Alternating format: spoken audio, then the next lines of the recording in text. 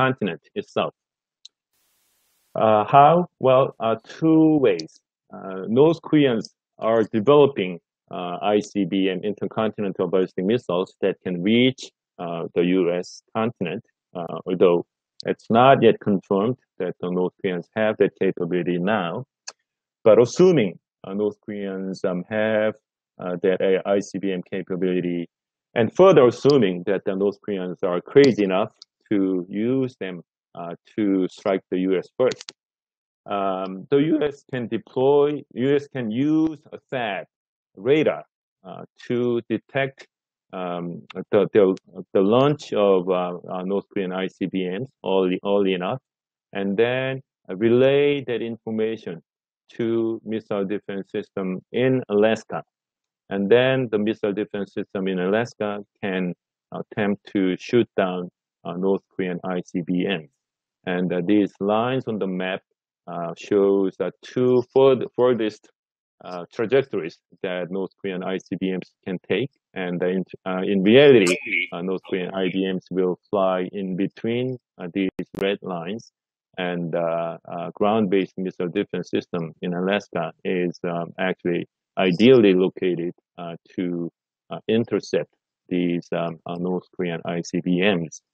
And in order for this ground-based missile defense system to work, it is very important that the U.S. military has early detection, and that radar deployed in South Korea will be very useful in detecting the launch of North Korean missiles at an early stage.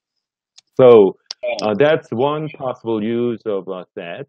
And the second possible use of THAAD is to intercept North Korean satellites that can deliver EMP attack, electromagnetic pulse attack. This is essentially a satellite that carries a nuclear bomb that will explode, sending out high, intense electromagnetic pulse, which will destroy all the electric grid and electronic devices all over the U.S. continent. If you recall, North Koreans succeeded in putting on a satellite in orbit. And the trajectory that the satellite took was something similar to the yellow line in this map. And if you extend that line further to the southern hemisphere, you see that the trajectory flies over the U.S. continent. And in fact, the satellite, Una 2, flew over California. And that means that the North Koreans can shoot and send the satellite over U.S. continent. And if the satellite happens to have EMP, then that can be a grave threat to the U.S. continent.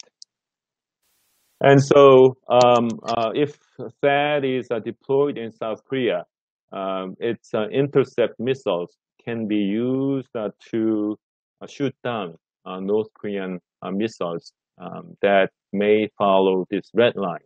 And THAAD here can be used against North Korean satellites during the ascent phase. And of course, if the satellite is launched somewhere on the east coast toward the U.S., then it'll be easier to intercept the satellite from South Korea.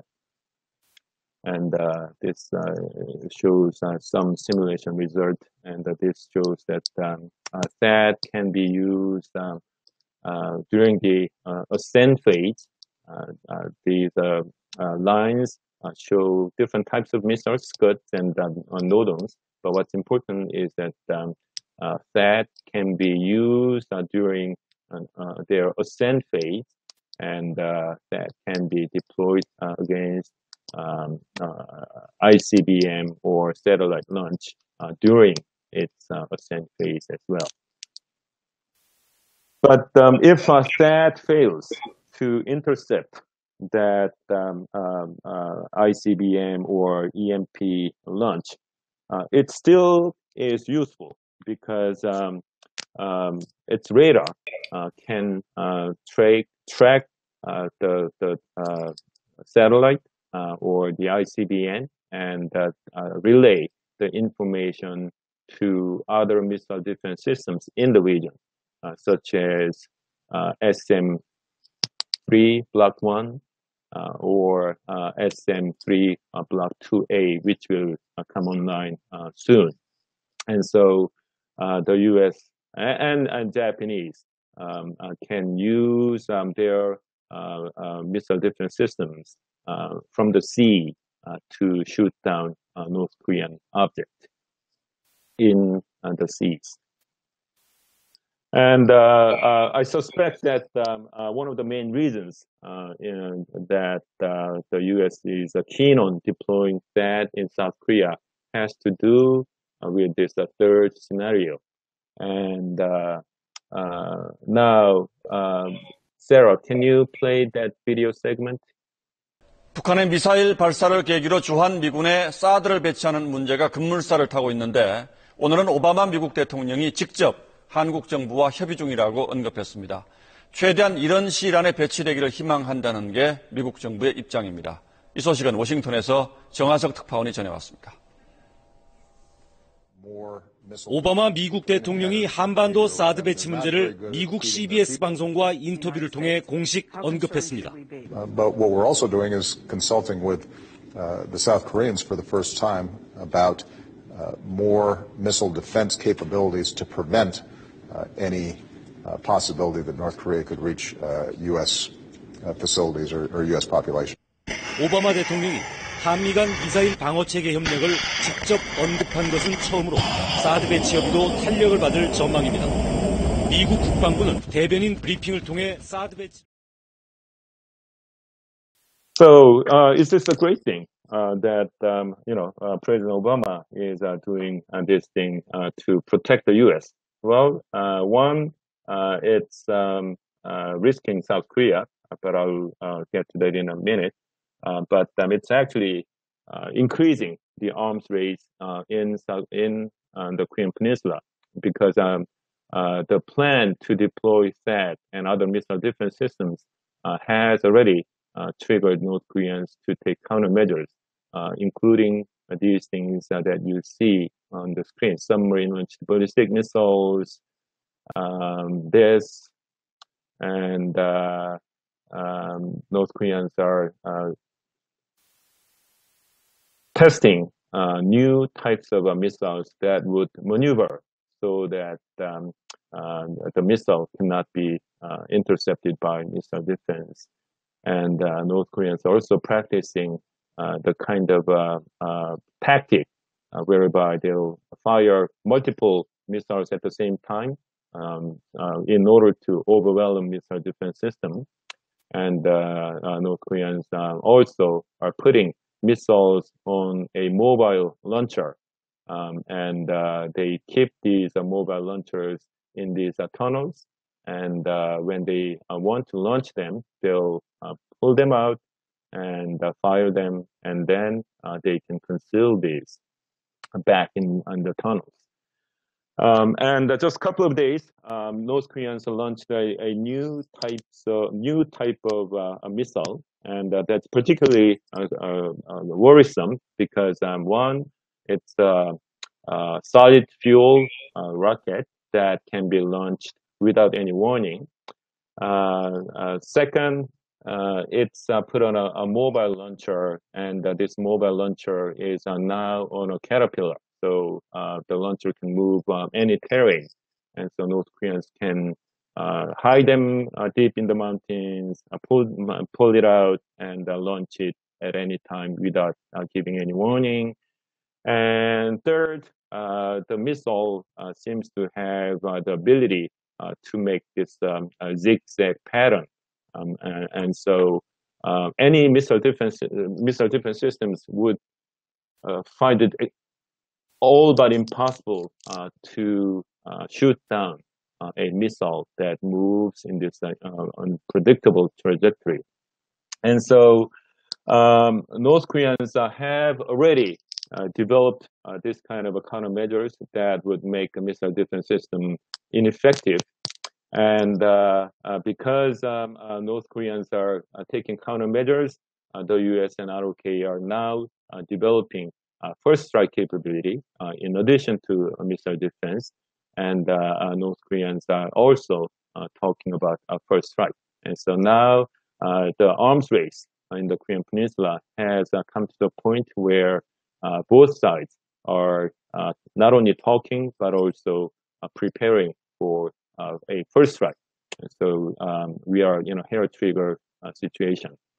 Ran out of my time, but let me just take maybe a little more than a couple of minutes to talk about global arms race between the U.S. and China first.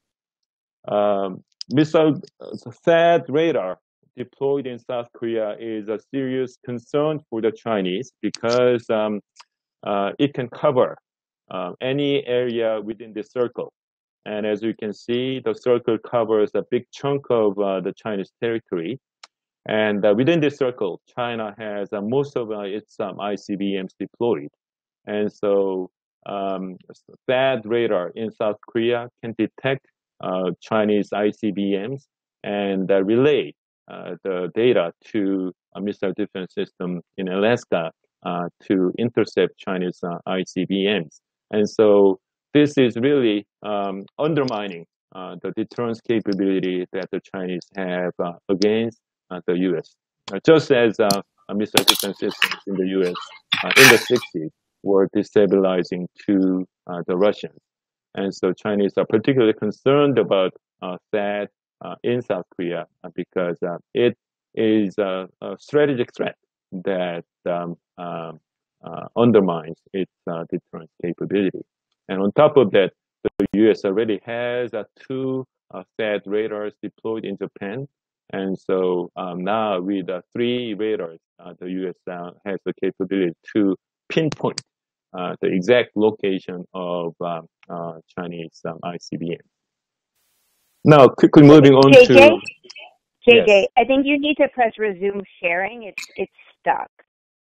Oh, okay. All done. Thanks.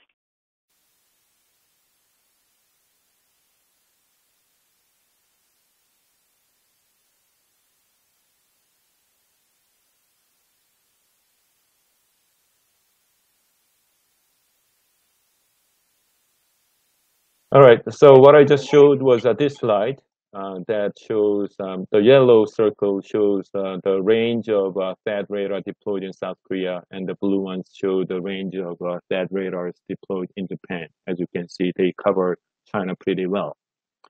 And second is the global arms race between the U.S. and Russia. What this map does not show is new missile defense systems deployed in Europe as part of Obama's plan. President Obama, in fact, reduced George W. Bush's plan, but nonetheless, he built missile defense systems in Europe.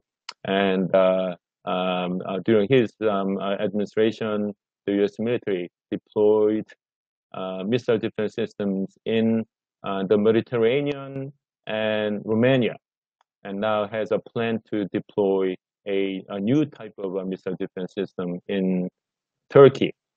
And the alleged purpose of these missile defense system is to defend against Iranian missiles.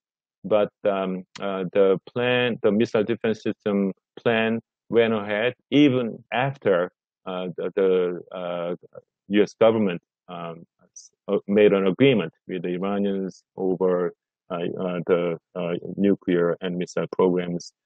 And particularly concerning to the Russians is the new type of missile interceptors that will be introduced to Turkey. It's called SM-32A. That is being co-developed by the U.S. and Japan, and that new one will be able to intercept missiles coming from Russia. And the launcher that's already in place can also be used to fire a cruise missile, as Putin